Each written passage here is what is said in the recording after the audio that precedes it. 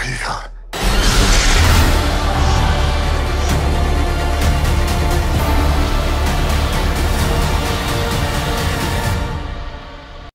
Bon, cette fin de malade mental. Il faut qu'on en parle. Star Wars The Acolyte, la nouvelle série Star Wars sortie sur Disney+, vient de se terminer aujourd'hui. Il est mercredi, il est actuellement... Alors, je vérifie, il est actuellement 4h50 à l'heure où j'enregistre cette vidéo. J'ai vu l'épisode à 3h03 du matin, précisément. Je me suis levé à 2h40 exprès pour voir l'épisode. J'ai essayé le temps de me reposer un peu, de repenser à la série, regarder quelques petites scènes, quelques trucs en plus et surtout réfléchir un peu. Et j'ai regardé une ou deux vidéos critiques d'autres youtubeurs sur les épisodes précédents, histoire de parfaire mon argumentaire, on va dire. Et je dois dire que maintenant qu'on arrive à ce résultat de ces 8 épisodes, que c'est l'une des meilleures séries Star Wars avec Star Wars Andor. Alors, c'est pas non plus l'excellence, ça n'égale pas Andor, c'est sûr que ça va pas être un 20 sur 20. Mais on est très loin d'un The Bad Batch, on est très loin d'un 0 sur 20 quand même là. Je suis désolé, mais c'est le cas. Mais il y a quand même des défauts que j'entends et que je comprends. Alors, je ne vais parler de rien de ce qui a un rapport avec le vrai monde. La réalisatrice, les trucs woke ou pas woke, tout ça je m'en fous, moi je veux parler du lore. Les seuls rapprochements que je vais faire avec notre monde, c'est sur la politique et la religion, puisque là on a une parfaite approche avec l'ordre Jedi. Et donc c'est le seul point sur lequel je me rapprochais du vrai monde, c'est la religion catholique ou même l'islam, enfin bref, toutes les institutions religieuses et leur cohabitation en société, puisque c'est typiquement ce que sont les Jedi. C'est un ordre, pas ecclésiastique, mais jédaïste, je sais pas comment on dit, mais un ordre Jedi, donc religieux, qui a des pouvoirs supplémentaires, contrairement à plein d'autres religions et institutions. Du coup, ça en fait, on va dire, entre guillemets, la religion dominante de la galaxie, puisque c'est eux qui ont le plus d'avantages. Donc, théoriquement, la Nouvelle République, leur religion principale, c'est le djihadisme, on va dire ça comme ça. Mais on va en parler un peu plus tard. D'abord, avant tout, pour commencer, qu'est-ce que j'ai pensé On va faire plus ou moins dans l'ordre, parce que ça va nous mener vers les défauts. Donc, c'est censé être une série thriller, ce que j'adore, hein, les séries thrillers, c'est mes types de séries préférés. The Lost, comment ça s'appelle ? La série avec la fumée, je sais plus comment elle s'appelle. The Society. Et là, de tête, j'en ai plus, mais bref, les thrillers, c'est le genre de film et de série préférée. Esther 1, Esther 2, Talk to Me, enfin bref, ce genre de choses. Donc j'étais déjà très très ravi, et honnêtement quand j'ai vu avant de voir le trailer, j'étais pas spécialement hypé par cette série, parce que la Haute République c'est pas une période que je connais, j'y connais rien, je connais juste quelques trucs que j'ai regardé par-ci par-là. Je sais qu'à l'époque il y avait Dark Plagueis, je sais qu'il y avait Dark Tenebro juste avant lui, et c'est tout ce que je sais grosso modo. Donc pour moi ça c'est la porte d'entrée de la Haute République si vous voulez. Et après avoir vu les 2 premiers épisodes, j'étais très enthousiaste, c'était vraiment, j'ai aimé les 2 premiers épisodes. Alors oui, il y avait des défauts. Oui, je sais pas où était passé le budget par moment. Mais honnêtement, les 2 premiers épisodes étaient très très bien. Et puis après, on a été sur une bonne lancée. Je me rappelle plus du... Si, le 3, c'est celui avec le flashback. Honnêtement, moi, je l'ai pas trouvé médiocre. Je l'ai pas trouvé non plus excellent. Mais il était bien, quoi. C'est sûr que j'ai eu ma dose de Star Wars pour la semaine. Épisode 4... c'est là où il marche. Alors là, cet épisode-là, par contre, c'est effectivement... Non, c'est pas celui où il marche. C'est lequel ? Merde. Ah, je sais plus. Si, je crois que c'est celui-là, c'est où il marche sur la planète avec les... pour retrouver Kalnaka. Si c'est bien celui-ci, c'était nul. Mais là, c'est un problème de toutes les séries Star Wars. C'est-à-dire qu'en fait, ils ne prennent pas le temps. 25 minutes l'épisode. C'est la durée d'une série animée. Et encore, il y a certains épisodes de The Bad Batch ou Resistance ou The Clone Wars ou Rebels qui durent un peu plus longtemps parfois. Parfois, on peut attendre 30 minutes, surtout quand c'est les fins de saison. Mais là, sur une série de 8 épisodes, faire un épisode à 25 minutes, moi je trouve que là c'est de l'abus. Là, il y a un petit peu d'abus quand même pour le coup. Je suis d'accord sur cette critique-là. C'est clairement intolérable. Et surtout, qu'on nous sort un sabre laser pour tuer un insecte, vas-y, nous mets pas d'action. Laisse-nous que sur de la politique. Genre, ok, si vous n'avez pas de scénario, c'est pas grave. Mais nous, la politique, vous l'avez fait dans l'épisode final avec Venestra et la sorte de commission sénatoriale. Pourquoi ils auraient pu tout simplement faire les 25 minutes simplement où ils marchent sur Brendock s'ils veulent, mais incorporer ça à 30 ou 40 minutes de politique. Et ça aurait été incroyable, ça aurait été comme Andor. Ça aurait été incroyable. Bon, malheureusement, ça n'a pas été le cas. J'ai l'impression qu'en fait, ils ont trop voulu plaire aux fans des séries un peu médiocres, comme The Bad Batch, mais qu'en même temps, ils ont voulu se rapprocher de l'excellence de Andor. Et en fait, c'est pour ça que j'ai dit que ce n'est pas au niveau de Andor, mais c'est loin d'être aussi nul que The Bad Batch. C'est vraiment un entre-deux, mais j'aurais quand même tendance à dire un peu plus élevé quand même. Alors, j'ai également vu qu'il y avait beaucoup de critiques qui parlaient de l'incohérence des personnages, etc.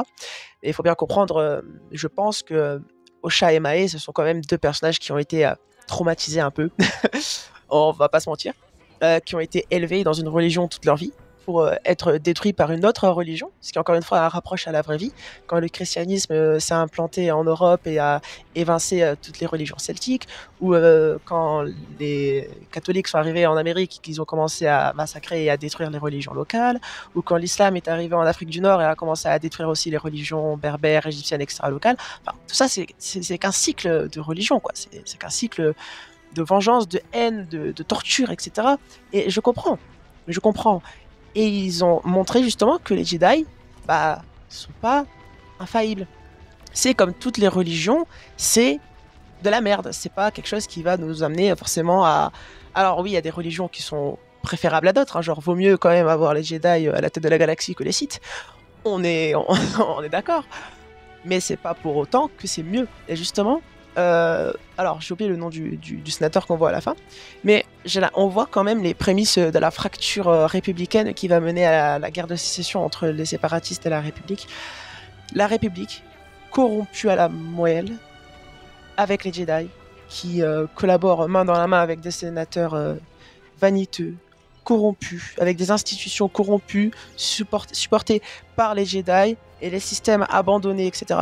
Enfin, vraiment, moi, de toute façon, j'ai toujours été pour la cause séparatiste dans Star Wars, donc là, je me prêche moi-même en tant que convaincu, mais enfin, ça m'a quand même beaucoup rappelé ça. Et c'est pour ça que j'ai aimé. Ça aurait dû, en fait, prendre vraiment comme Andor, mais en plus de la partie action, rajouter de la politique. Ils l'ont fait dans l'épisode final avec Venestra. Ça aurait dû être tout le long, ça. Voir Venestra parler avec le Haut Conseil, puis essayer de calmer des politiciens, puis ensuite parler à différents politiciens, des peut-être pro-Jedi, des anti-Jedi, ou même peut-être des neutres, ou nous présenter différents partis, etc. Ça aurait dû être partie intégrante de la série, et ça aurait été quelque chose de grandiose. Le meilleur épisode de Star Wars The Mandalorian, c'est quand il parle de politique sur Coruscant. Le meilleur épisode de Star Wars Andor, c'est toute la série est incroyable.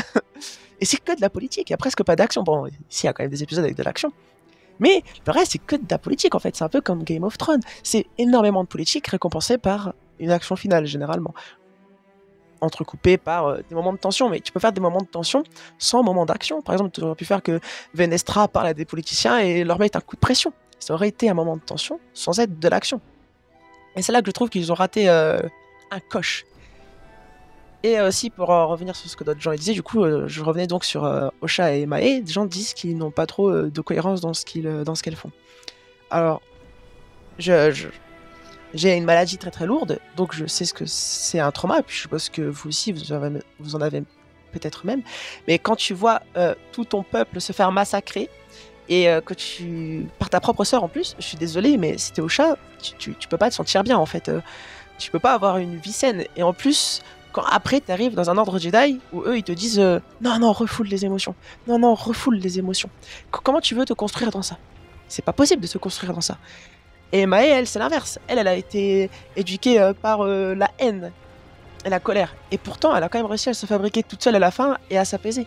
Et alors que Osha, elle, c'est l'inverse justement. Tout ce qu'elle a renfui au fond d'elle pour être une Jedi est ressorti. Et c'est là que je trouve que finalement c'est pas si incohérent que ça. Là où je suis d'accord par contre par rapport aux deux personnages, l'incohérence c'est que c'est vrai que même avec le déboussolement de la mort de tous les Jedi, Maître Sol aurait pu voir que c'était Mae. Mais bon, on peut leur pardonner ça. Par contre, quelque chose que je pardonne pas, c'est Basile. Je le déteste. Je l'aime pas lui. Alors lui, je le déteste. Il m'a énervé jusqu'à la fin. Et d'ailleurs, dans l'épisode final, je me suis dit, quand j'ai vu qu'il a désactivé vite fait le système de ciblage de sol pour pas qu'il bombarde Mae, je suis sûr que ça va faire râler les gens sur Internet. Je me suis dit, pourquoi il a fait ça? J'ai réfléchi 2 secondes, j'ai mis sur pause et je me suis dit, peut-être qu'il a fait ça parce que les ordres du Conseil Jedi sont de récupérer Maë vivante. Et donc, quand il a vu que Sol allait lui bombarder sa race, il a préféré porter son allégeance aux Jedi. Après tout, Basile, c'est peut-être un... Comment on appelle ça? C'est pas un Jedi, mais s'il travaille pour les Jedi, bah alors il doit avoir une accréditation de l'ordre Jedi et donc de la République. Et donc voilà, donc c'est ce que je me suis dit et je trouve que ça peut passer. Honnêtement, les effets spéciaux et le budget, j'ai pas l'impression qu'ils étaient, surtout quand tu vois en face Game of Thrones. Alors, je sais qu'il fallait pas parler de la vraie vie, que je parlais que du lore, mais la série House of the Dragon a coûté le même prix et a l'air 25 000 fois beaucoup mieux au niveau des effets spéciaux. Des visuels, pas forcément les effets spéciaux.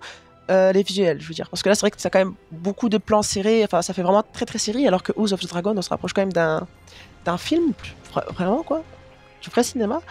Alors que là, c'est vrai que là, on reste vraiment quand même dans une petite série. Mais j'ai bien aimé le fait qu'ils aient pris des environnements réels et un peu moins de volume, ou alors des décors faits en papier mâché plutôt que le volume, puisque le volume de The Mandalorian, c'est pas très beau. Ça peut faire des merveilles, hein, comme dans la série 1999, 1899, mais sinon, le volume, c'est pas si intéressant, ça, je trouve, pour les grands décors. Mais c'est la chose, franchement, qui m'a plu. Et faut en revenir également sur une chose. Hein. Alors, comme je vous l'ai dit, je connais rien de la Haute République. Je connais pas l'histoire de Dark Plagueis ni l'histoire de Dark Tenebrous. Mais honnêtement, je l'ai vu. J'ai eu des frissons de peur. J'ai été tétanisé. Je me suis dit, waouh, ça là, c'est creepy. Ça là. Putain. Et dans la saison 2, il faut qu'il soit là. T'as pas le choix. Là, tu nous l'as montré dans la saison 1, saison 2, t'es obligé de le mettre, Dark Plagueis. Si tu veux. Et j'ai vu aussi beaucoup de gens qui disaient que Kimir, c'était le premier chevalier de Rennes. Enfin, c'est plutôt des théories, puisqu'il n'y a rien de confirmé. Et c'est ça, je me dis, pourquoi pas? Et à la fin, voir Kimir et Osha ensemble côte à côte, qui peuvent être les premiers chevaliers de Rennes, honnêtement, je trouve que c'est une bonne idée. Après, il reste juste à voir leur idéologie, puisque dans Star Wars 7, 8, 9, les chevaliers de Rennes n'ont pas vraiment d'idéologie, ils suivent juste le Reine suprême, quoi. Donc, ils ont pas vraiment d'idéologie, donc j'ai quand même hâte de savoir c'est quoi leur différence par rapport au Sith ou par rapport aux Jedi. Mais après, le fait que les chevaliers de Rennes soient sur la même planète que les Sith, est-ce que Dark Plagueis, c'est leur allié, leur concurrent, leur collaborateur, leur acolyte? Tout ça, c'est... J'ai hâte d'en savoir plus, vraiment, j'ai hâte d'en savoir plus. Mais maintenant, on va parler des points que je ne peux pas tolérer dans la série. Et le point que je ne peux pas tolérer dans la série, c'est les durées des épisodes.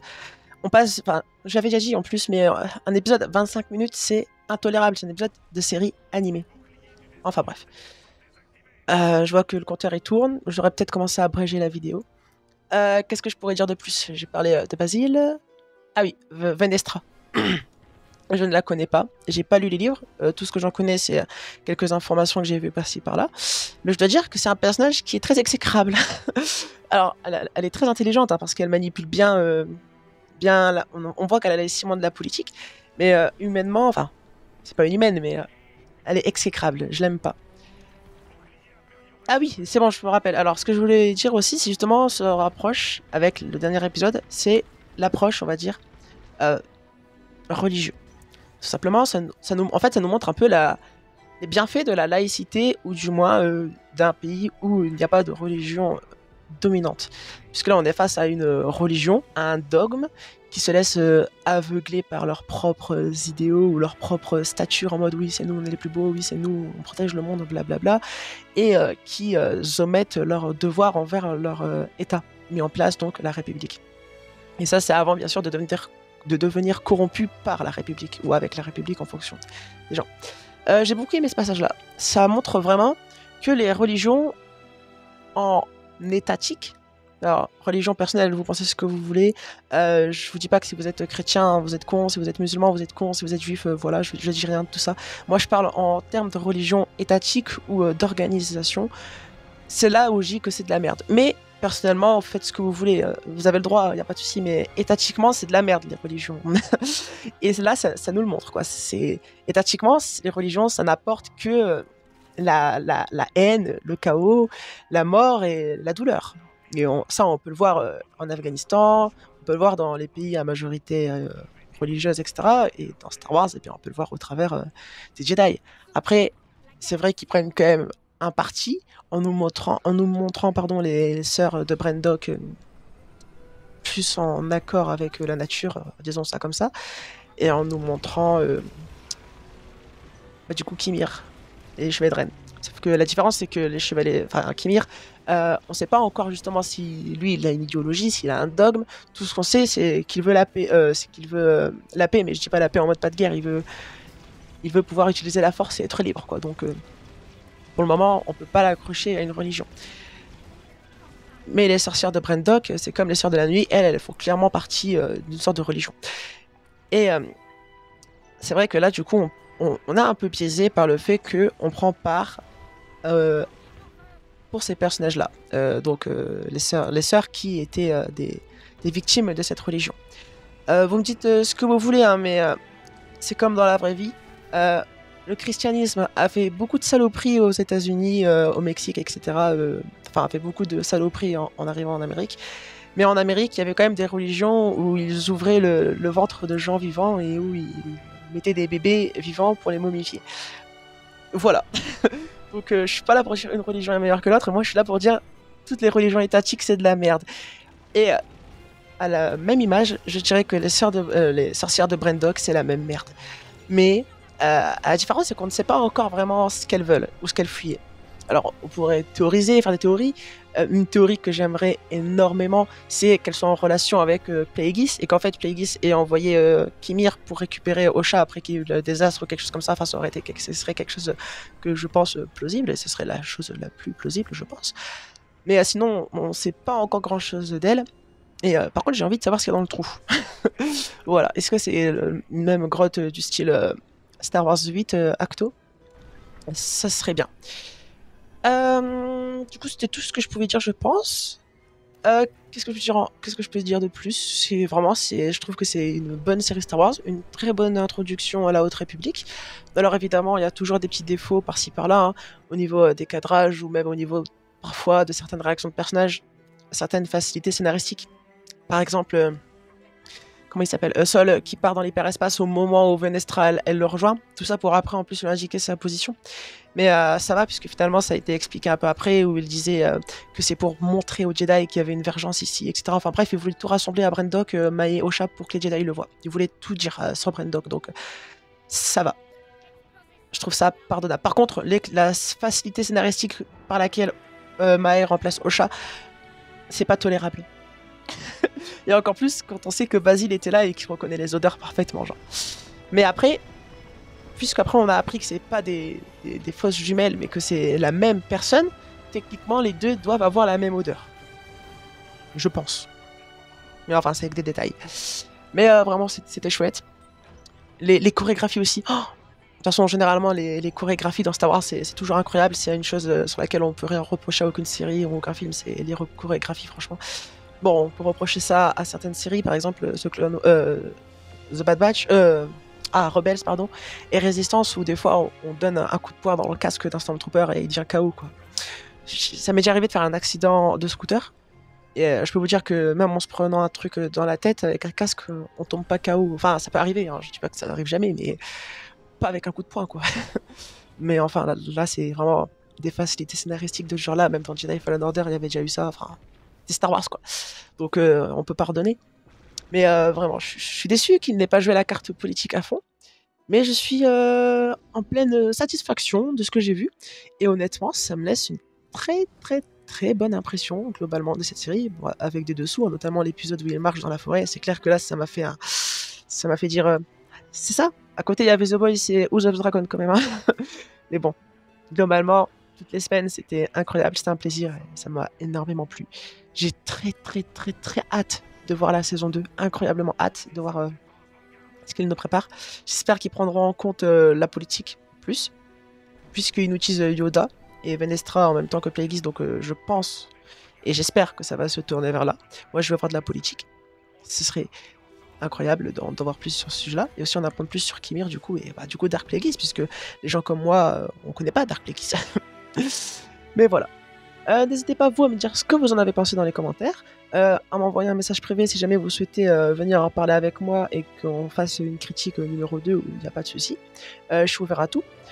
J'ai essayé de faire le plus possible pour pas parler de la vraie vie, donc à part le parallèle que j'ai fait par rapport aux religions étatiques, je n'ai pas trop parlé de la vraie vie. Pour ceux qui me connaissent, parler de ce qui est woke, pas woke, la politique du vrai monde, généralement ça m'intéresse, hein, j'aime bien, mais pas dans le contexte science-fiction. Voilà, ma chaîne elle reste basée sur la science-fiction, donc on évite de diverger sur un sujet différent. Et donc voilà. Donc bah, n'hésitez pas à me dire ce que vous en avez pensé dans les commentaires, à vous abonner à mes autres réseaux sociaux, et puis moi je vous dis à plus pour une prochaine vidéo.